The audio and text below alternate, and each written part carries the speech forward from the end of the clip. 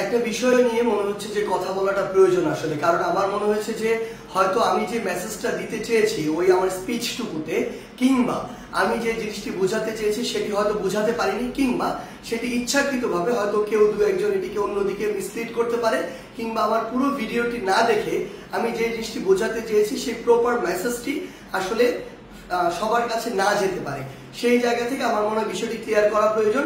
সেটি হচ্ছে, আমি আমার ঠাকুরগাঁ জেলার একটি মত বিনিময় সভায় আমার হিন্দু ধর্মাবলম্বী ভাই বোনদেরকে নিয়ে একটি বক্তব্য দিয়েছিলাম, যেই বক্তব্যটিকে অনেকে অনেকভাবে আসলে প্রচার করার চেষ্টা করছেন। প্রথমে আমি একটি জিনিস স্পষ্ট করি, সেটি হচ্ছে এই বক্তব্যটি শুধুমাত্র ঠাকুরগাঁ জেলার জন্য প্রযোজ্য ছিল, কারণ আমরা তো অনেক জেলায় গিয়েছি, বাকি জেলায় তো এই কথাগুলো বলিনি। তার মানে ঠাকুরগাঁ জেলায় এই বক্তব্যটির একটি বিশেষত্ব রয়েছে, এবং এটি সত্য। আপনি যখন ঠাকুরগাঁ জেলার ওই আমাদের আসনগুলোর দিকে দেখবেন সেখানে যে ভোটের সংখ্যা, সেখানে আমাদের হিন্দু এবং মুসলিম যে ধর্মাবলম্বী ভাইরা রয়েছে তাদের মধ্যে ভোটের রেশিওটা হচ্ছে অনেকটা 45-55 বা কিছু কিছু জায়গায় 50। ইভেন আমার যে ইউনিয়ন সেখানেও এটি প্রায় 45-55 এই ভোটের সংখ্যাটি হিন্দু ধর্মাবলম্বী এবং মুসলিম ধর্মাবলম্বী ভাইদের মধ্যে।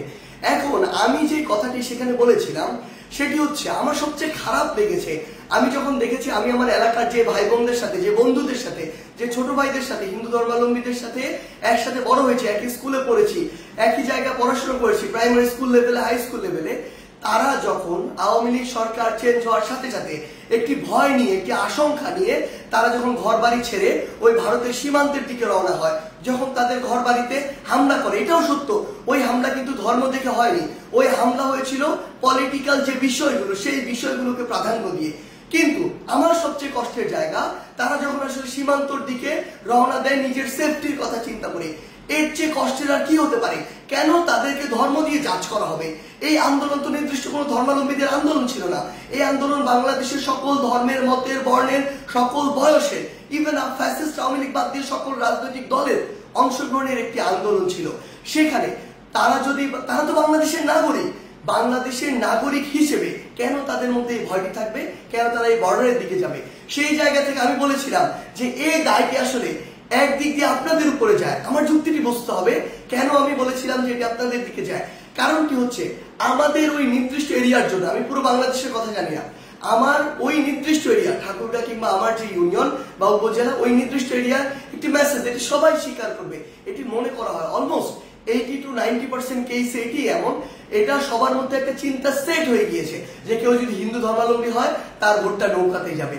আমি আমার জায়গা থেকে যেটি বোঝাতে চেয়েছিলাম আমার ওই কথার মাধ্যমে, সেটি হচ্ছে এই যে একটি চিন্তা সেট হয়ে গিয়েছে, কিংবা এটি যে একটি বহিঃপ্রকাশ ঘটে, এটা আমার হিন্দু ধর্মাবলম্বী ভাইদেরকে বরং তার যতটুকু অধিকার, যতটুকু তার বুঝে পাওয়া উচিত ছিল ততটুকু পাওয়া থেকে বঞ্চিত করে। কারণ আওয়ামী লীগ অন্তত ওই অঞ্চলটুকুর জন্য মনে করে এই ভোট ব্যাংকটি আমার ফিক্সড। এবং সবচেয়ে বড় যে সমস্যাটি হয়, তখন কেউ একজন যখন সহজে কাউকে পেয়ে যায় তার মূল্যটি আর দিতে পারে না। সেই জায়গায় আপনারাই, আমাদের যারা হিন্দু ধর্মাবলম্বী ভাই বোনরা রয়েছে, আপনারা চিন্তা করুন তো, এই বাংলাদেশে বিগত 16 বছর কত বড় বড় ঘটনা হয়েছে, বিভিন্ন উপাসনালয় থেকে শুরু করে হিন্দু ধর্মাবলম্বী ভাই বোনদের উপরে, কোনটির বিচারের সর্বশেষ এবং যৌক্তিক একটি বিচার এই বাংলাদেশে আওয়ামী লীগের আপনারা দেখতে পেয়েছেন? আওয়ামী লীগের আমলে আপনারা দেখতে পান নাই। বড় বড় যদি হাতে গোনা 5টা ঘটনা আপনি একত্রিত করেন, কোনটার আপনারা এই পর্যন্ত যৌক্তিক বিচারটি পান নাই। তো আমার জায়গা থেকে আমি যেটি বোঝাতে চেয়েছিলাম, এই যে আমার ওই ঠাকুরগাঁর জন্য এই যে ফিক্সড একটি ভোট ব্যাংকের যে একটি মেন্টাল সেট আপ তৈরি হয়ে গিয়েছে, এটা বরং যতটুকু অধিকার আমার হিন্দু ধর্মাবলম্বী ভাইরা, কিংবা যতটুকু পাওয়া উচিত ছিল ওই সরকারের কাছে থেকে, ওই এমপিদের কাছ থেকে, ক্ষমতাসীনদের কাছ থেকে, ততটুকু তারা পায়নি।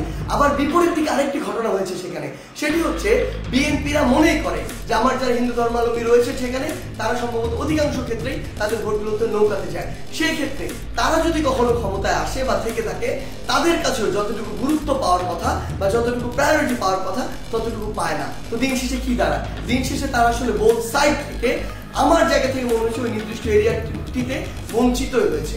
এই জায়গায় আমি বলতে চেয়েছিলাম, আপনার কোথাও ফিক্সড হওয়ার প্রয়োজন নেই, যে আপনার কথা বলবে, আপনার কথা শুনবে, আপনার যেটুকু অধিকার সেটুকু বুঝে দিবে, এবং আপনার প্রয়োজনে আপনার পাশে দাঁড়াবে, আপনি তাকে ভোট দিবেন। কোনো দল দেখার প্রয়োজন নাই, মার্কা দেখার প্রয়োজন নাই, ভোট দিবেন যে আপনার জন্য কাজ করবে তাকে। এবং আরেকটি স্পষ্ট করি, একদম 5ই অগস্টের সেই ছাত্র জনতার অভ্যুত্থানের দিনে সন্ধ্যায় যখন আমার ইউনিয়ন থেকে আমার একজন বন্ধু ফোন দিয়ে বলে, হিন্দু ধর্মাবলম্বী একজন বন্ধু, কারণ আমার ইউনিয়নে 45-55 হচ্ছে এই রেশিওটা হিন্দু ধর্মাবলম্বী এবং মুসলিম ধর্মাবলম্বীদের মধ্যে।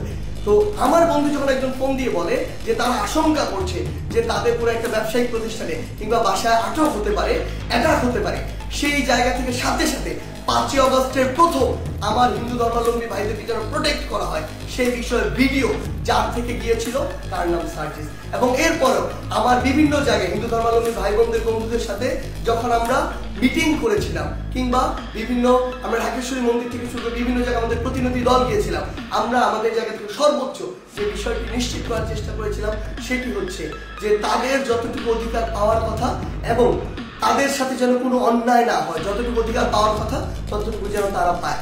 হয়তো আমি আমার জায়গা থেকে সেদিন আমার মেসেজটি ঠিক মতো বুঝাতে পারিনি, যদি আমার সীমাবদ্ধতার কারণে আমি বুঝাতে না পারি সেই জন্য অবশ্যই আমি আমার জায়গা থেকে দুঃখ প্রকাশ করছি, এটি করতে আমার বিন্দু মাত্র সমস্যা নেই। কিন্তু আমার যে উদ্দেশ্যটি ছিল সেটি ছিল অবশ্যই আপনাদের যে অধিকার সেই অধিকারের পক্ষে। এবং আরেকটি জিনিস স্পষ্ট করে বলে দিতে চাই, বাংলাদেশের নাগরিক হিসেবে যতদিন আপনি আপনার এই অধিকারটুকু বুঝে না পাবেন ততদিন আপনাদের পক্ষে আমাদের সবার যে লড়াই